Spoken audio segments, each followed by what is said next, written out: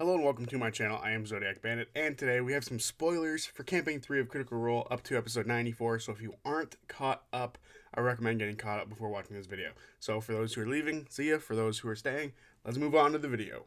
So with the spoiler warning out of the way, we can now talk about today's video, which is the return of Robbie Damon and all this sort of interesting stuff surrounding his return and how long I think he's going to be there, how it's going to affect Sam's return, and affect other things sort of surrounding the entirety of Critical Role. Because I do think he is going to be here for the rest of Campaign 3. I think it's going to be a very interesting parallel for him to have started Campaign 3 with them, and for him to end Campaign 3 with them just makes a lot of sense. So, you've been clickbaited a little bit here with the thumbnail, but you know, that's YouTube. But anyway, I do think there's a lot of interesting stuff to talk about today surrounding Robbie Damon and his return, so let's get into it. So what actually got me thinking about doing this video was how his name was added to the animated intro for Critical Role. And a lot of people pointed this out both on Twitter and on like the live stream that I saw, that some people were like, oh hey, they added his name to it. I thought that was really cool. So realistically, this isn't the first time Robbie Damon has gotten the special treatment of the animated intro or any sort of intro giving him like a spotlight in it. He's had it before. If you cast your mind way back to the beginning of Campaign 3, you remember they had their live action intro and how there was like a little section where Robbie Damon sort of poked his head in, and then eventually that part was edited out to show more of like Sam Townsend and Matt Mercer sort of looking around. They added that part in, and there was like, in my opinion, back then there was like this really obvious like cut and how it didn't feel like it quite fit the rest, as if it was shot later, and that was Robbie Damon's section.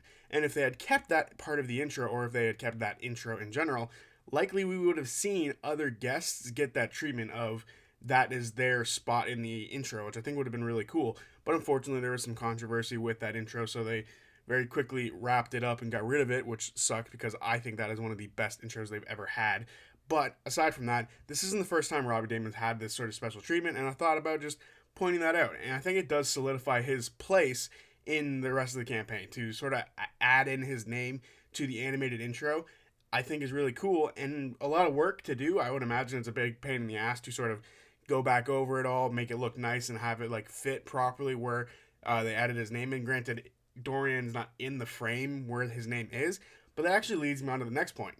I think they're going to add a Dorian section to the animated intro. I think it only makes sense for them to do so, as he is likely going to be around for the rest of the campaign, and for a main character to be there and not be represented in the animated intro doesn't make a whole lot of sense. Now, I think they're going to go about it the route of what they did for the like Mighty Nine animated intro, where they slot in different sections for different characters, like how Molly, Mock, and Caduceus get swapped up all the time depending on which character is there and which character isn't. So I think that sort of thing is likely going to happen.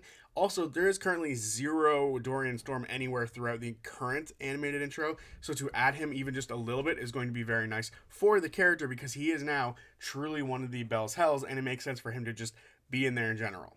And as far as the animated intro, there is actually technically another massive elephant in the room, and that is Sam Riegel and FCG.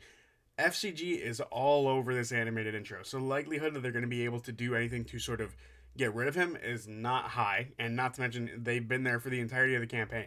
But they will likely have to add a new Sam Riegel character to the animated intro whenever he does in fact return. Because realistically, much for like the Dorian stuff, he will be, or they will be, a main character, and to not have them in the animated intro at all would feel wrong and sort of unfair to that character. Like, oh, you arrived late, so you don't get to have a spot in the animated intro. I do think that if they do this, they're going to go the same route as they do for Dorian, which will be like to slot in different scenes depending on who is there, much like they did for the Mighty Nine. But I do think it's important to remember that FCG is throughout this thing, and it is going to be a lot of work to find the proper spot to switch it up, especially because if you look at like the transitions between each of the characters, there's a lot of fluid motion between, so it's going to be very hard for them to find a moment to properly swap out a FCG for whoever is going to be the next character, and it's going to be hard for them to find a spot to put in the new Robbie Damon or Dorian Storm section, but I do think it's going to happen. Speaking of Sam Riegel, I do think that Robbie's return is going to take away a lot of pressure from Sam coming back as soon as possible. I think a lot of people want him to come back sooner than later, but I personally want the party, and for us as viewers, to ruminate on the death of FCG. I want the party to sort of take it all in, truly have a lot of conversation about the death of the character, because they've been with them for months at this point. They've been really close to them. They've all nearly died with them.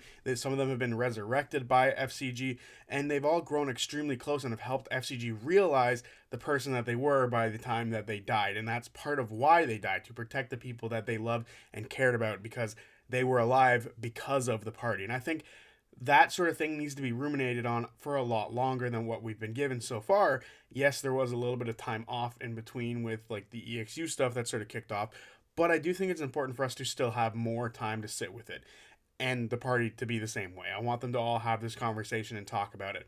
So what Robbie Damon's character could do here, what Dorian can do, is to have a little mini arc where he is reintroduced to the group and sees the new aspects of each of the characters as they move forward, and seeing how they've all changed and how they've all stayed the same in different ways. I do think this is important as well, to sort of make Dorian fit in better with the group. I don't think he doesn't fit in already, but for him to properly slide back in, just to be like, hey, I'm back, and then we move on from there, is kind of boring. I do think there needs to be like some sort of Zuko mini arc that they each get with Dorian, and they have like, each have like their own little missions with him, or each have their own moment with him at the very least. And then after that happens, once we sort of get comfortable with everything, once we now know that like everyone is not necessarily okay, but they're sort of ready to move on from the FCG stuff, that's when Sam Riegel's new character comes in. And I think a lot of people are upset at the speed in which Sam Riegel's new characters come in, based on how the last replacement character for Sam went. Scanlan literally left halfway through episode 85 of Campaign 1, only for 30 minutes later, Taryn Darrington to show up and be the new character. So I do think that a lot of people have that same sort of expectation, but I'm glad Sam didn't do that, and I kind of want them to stretch this out even further. And there you have it, all the interesting stuff that I can sort of think about surrounding the immediate return of Robbie Damon and Dorian Storm. I'm sure there's going to be a lot more interesting stuff to come from this return, but this is sort of the stuff that's sort of the immediate sort of like thought process that I have for some of these things to be connected to his return. And I'm very excited to see where things go from here. I really do want this little mini arc, and I really do want them to hold off on Sam coming back. And I'm hoping Sam sees this as well, because first of all, to have that time to be able to really think about a character, and for him and Matt to properly integrate a character, will be huge, because they can't just add a new character and be like, hi, I'm here, because that's just not going to feel all that great. They need to add a character in who is going to make sense for the party to, be willing to accept, because accepting Dorian is really easy.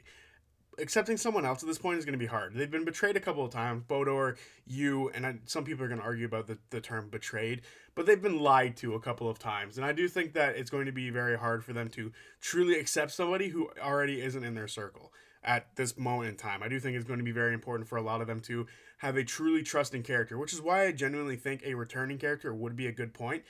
But some people have pointed out that the Kaylee character likely won't be it anymore, because there's already a bard in the party with Dorian now. That being said, there are 2 sorcerers, so I don't know how strong of a point that truly is, but it does open the door for a lot of different sort of character classes to be open to Sam, because now they don't necessarily need to have a dedicated healer.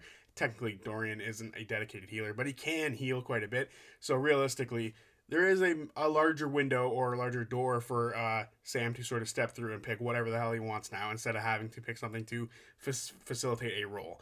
But I do think this is all really interesting stuff to sort of think about. So let me know what you think. Do you think that Robbie Damon is going to be a permanent part of the Critical Role cast? I know I didn't really touch on that, but I do think that it's a possibility. I do want to say, though, that Matt has said in the past that the number 7 works really well for him. And if he does become a permanent part of the cast, the likelihood of us seeing more guests probably dies for the rest of the campaign. But yeah, just wanted to throw that out there. Also, the bingo sheet, I do want to just say, like, a guest returning. Technically, Dorian is a guest, or Robbie Damon is a guest. So we're highlighting that shit. We have more of the bingo card getting complete. So with that all being said, I will see you guys on Friday for the recap of episode 95. And until then, peace.